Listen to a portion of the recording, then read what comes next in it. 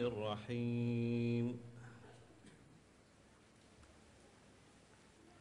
الحمد لله رب العالمين.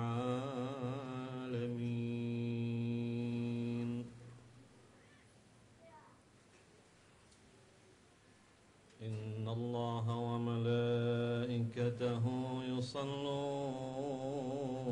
على النبي يا أيها الذين آمنوا صلوا عليه وسلموا تسليما. اللهم صل على محمد وآل محمد.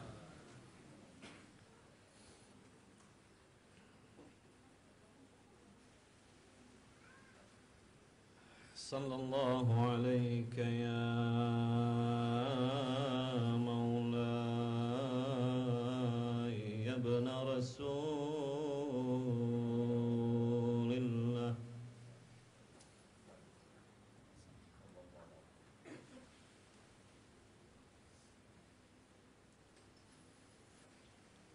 صلى الله عليك يا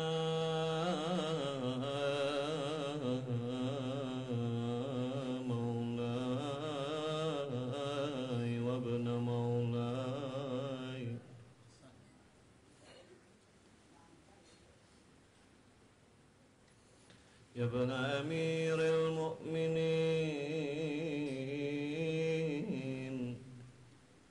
وابن سيد الوصيين.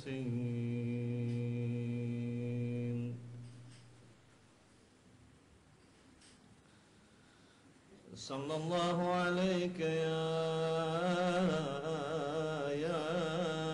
ابن فاطمة الزهراء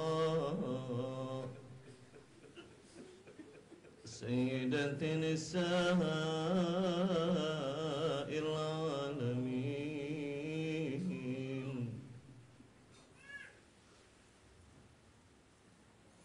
صلى الله عليك يا شهيد ابن الشهيد.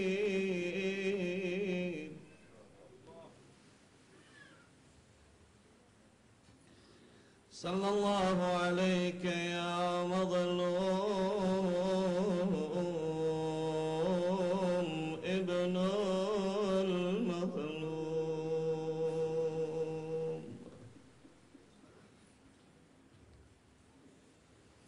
صلى الله عليك يا مولاي يا مقتول ابن المقتول.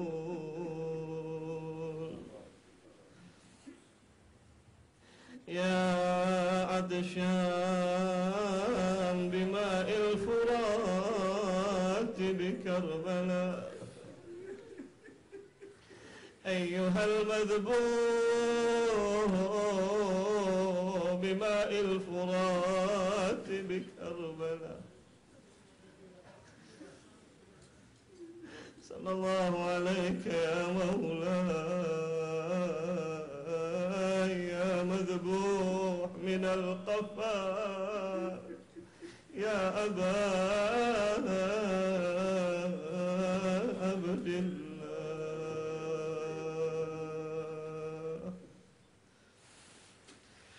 لعن الله أمة قتلتكم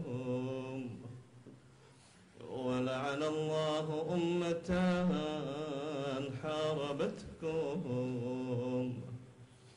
ولعن الله أمة سمعت بذلك فرضيت به. يا مولاي يا أبا عبد الله. يا ليتنا كنا معكم سيدي فنفوز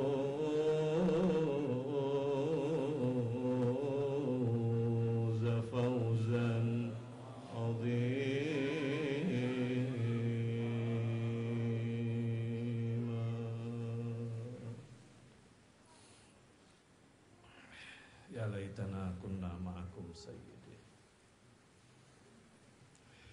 fanafuza fawzan 'azima.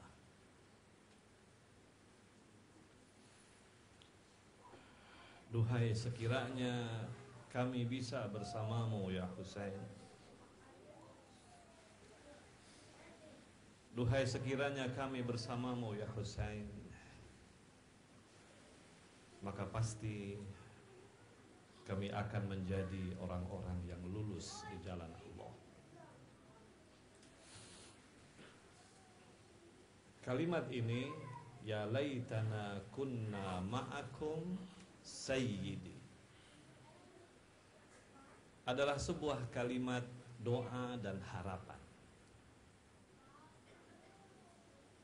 Berdoa dan berharap bisa bergabung bersama Al-Imam Al-Husain alaihissalam.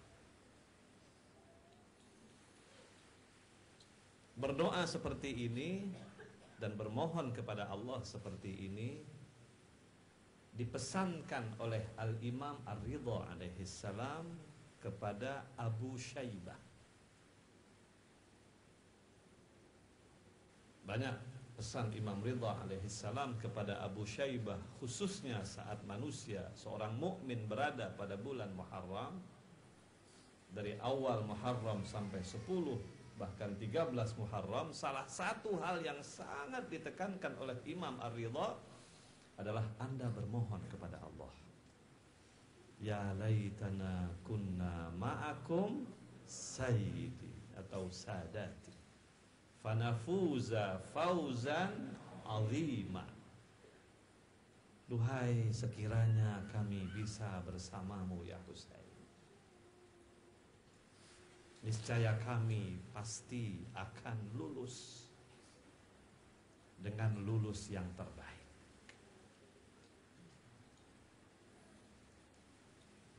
Ayyuhal ikhwan, Ahlul Bait ngajarkan kita begitu.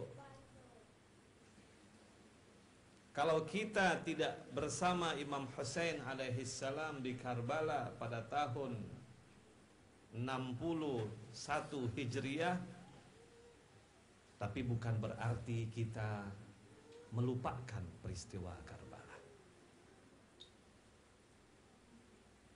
Hati kita harus bersama Imam Husain alaihissalam, walaupun peristiwa Karbala itu sudah berlalu 1300 sekian tahun.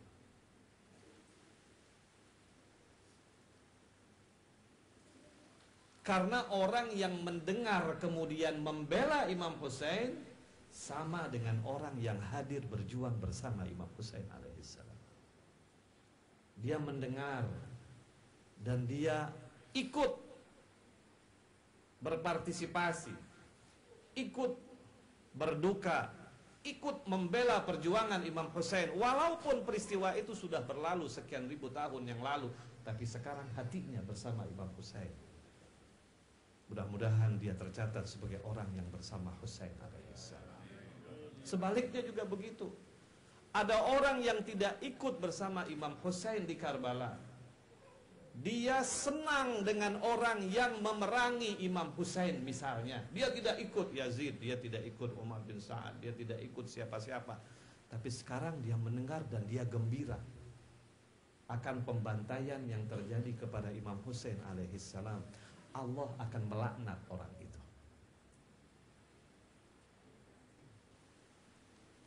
Karena itu ayyuhal ikhwan, Imam Ridha alaihissalam ngajarkan kepada kita begitu.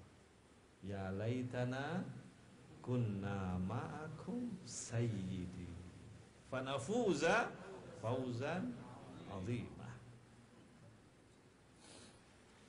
Ayyuhal ikhwan, tragedi Karbala menjadi sebuah madrasah yang sangat penting. Ahlul Bait meletakkan peristiwa Karbala sebagai sebuah sekolah bagi kita yang sangat penting untuk sepanjang umur kita. Yang kita bisa mengambil pelajaran yang banyak dari situ, dari berbagai aspek. Itulah kenapa Ahlul Bait menyuruh kita untuk mensosialisasikan Karbala setiap saat. Sering kita dengar sebuah kalimat yang berbunyi gimana? Kullu yaumin Asyura, kullu ardin Karbala. Setiap hari adalah Asyura, setiap tanah adalah Karbala. Maksudnya setiap saat Karbala menjadi pelajaran dan sekolah bagi kita. Ambil pelajaran dari situ. Memang kebiasaan kita dari 1 sampai 10 bahkan sampai ke 13 setiap malam orang mengenang Imam Husain. Kita bersyukur kepada Allah. Keberadaan Yayasan Ahlul Bait menjadi pelita bagi kita di Indonesia. Semoga Allah memberikan balasan yang tinggi kepada Sayyid Faris insyaallah. Sudah menjadikan yayasan ini sebagai pelita bagi seluruh kita dan seluruh kaum muslimin. Dengan itu kita mengenal. Dan alhamdulillah tradisi itu mulai tumbuh di Indonesia. Di mana-mana orang mulai bikin mengenang Imam Husain 10 malam. Dan kita mengambil pelajaran dari setiap malam gitu. Bahkan ulama-ulama kita ngajarkan bukan setiap malam, bukan 10 malam saja, bahkan setiap hari. Bahkan Imam Husain alaihissalam berpesan kepada putrinya Fatimah yang kemudian tertawan dalam peristiwa Karbala. Dia bilang kepada putrinya Fatimah begini, di saat kepala Imam Husain diletakkan di istana Yazid, ketika kepala ayahnya diletakkan di istana Yazid dan Fatimah coba untuk melihat kepala ayahnya, Fatimah berusaha mengejar, tapi setiap kali dia berusaha melihat, katanya orang-orang istana Yazid, terutama Yazid, itu meletakkan badannya supaya Fatimah nggak melihat. Ketika dia lihat, dia pergi dan dia peluk. Dia peluk. Tapi kemudian dia bercerita. Dibilang, ayahku berpesan kepadaku. Sang kepala berbicara kepada putrinya. Apa pesannya Imam Husain kepada Sayyidah Fatimah? Dibilang, ballighu syi'ati ma in syaribtum ma'a azbin fazkuruni. Ya Fatimah, sampaikan kepada syiahku, kalau mereka meminum seteguk air pun mereka ingat aku, kata Husain. Kalau mereka hadir dalam sebuah jenazah, hendaklah mereka mengenangku. Mau minum seteguk air saja, katanya ingat siapa? Ingat Imam Husain. Disunnahkan dalam tradisi kita Ahlul Bait, kalau kita mau minum air, kita bilang assalamu alayka ya Aba Abdillah. Allahu Akbar. Ente mau minum air, kita mau minum seteguk air, Ahlul Bait ngajarkan apa? Ingat Abi Abdillah Husain alaihissalam. Hadir dalam sebuah janazah, ingat Imam Husain alaihissalam. Artinya setiap hari kita diajarkan oleh Ahlul Bait untuk punya hubungan dengan Imam Husain alaihissalam. Kalau kita bisa hidup seperti itu, ayyuhal ikhwan, bukan hanya hidup kita akan begitu tenang, begitu gembira, begitu berkah, kita akan selamat dunia dan akhirat. Ini Ahlul Bait ngajarin kita seperti itu. Husain setiap saat harus hadir dalam hidup kita. Karena itu ayyuhal ikhwan, sekali lagi kita bisa banyak mengambil pelajaran